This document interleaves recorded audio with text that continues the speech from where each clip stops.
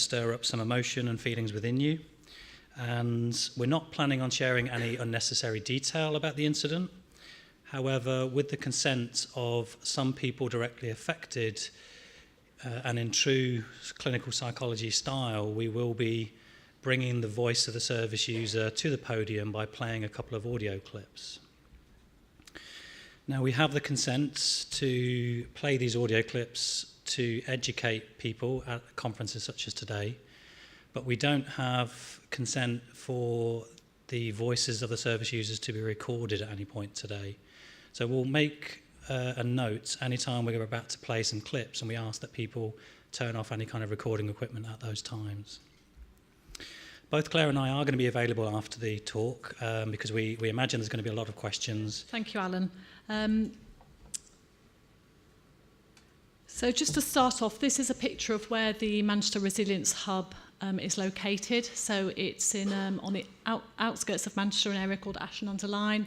And as you can see, it's an old Victorian swimming pool which has been refurbished. And inside there are some pods which different startup businesses have rented. So we have rented one main room and a couple of breakout rooms there.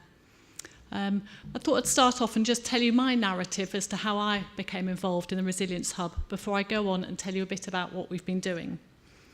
So Manchester Arena is on my patch. I was working as a consultant clinical psychologist in a CAMS service, and my office is only about 2 miles up Oldham Road from here. So like every other CAMS service in Greater Manchester, we just got on and tried to do the right thing. So we rang every secondary school in our patch. Do ensure that any offer you make reaches professional groups, and I don't just mean first responders and emergency services, I mean people who were involved in this incident in a at-work capacity.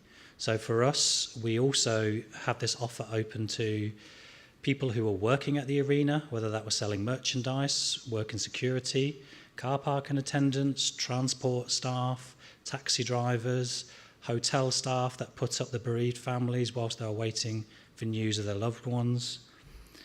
It's a much wider system, and these are groups of people who are really not so good at asking for their help.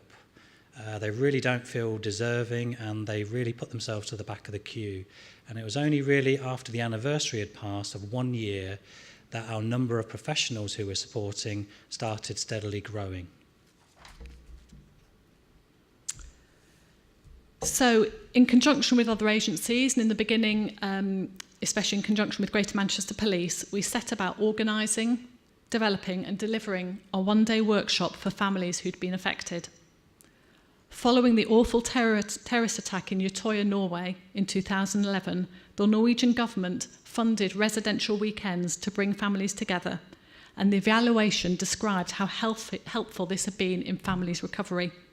No such programme had been attempted in the UK, but it was clear from the outset that a safe clinical environment for children and young people to meet, share their experiences, and learn more about reactions to single incident trauma was necessary. The workshops are flexed to meet the needs of the attendees. Some have been for 16 to 25-year-olds, some for children with their parents, and some just for adults. A number have taken place across the UK, and we have more scheduled for this year. Affected.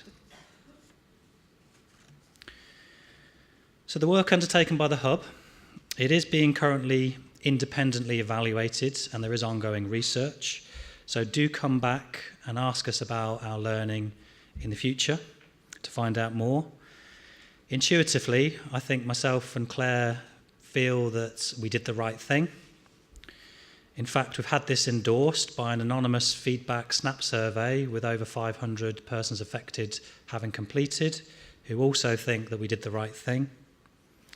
However, this still is work in progress, and we are continuing to respond to the evolving needs of those affected.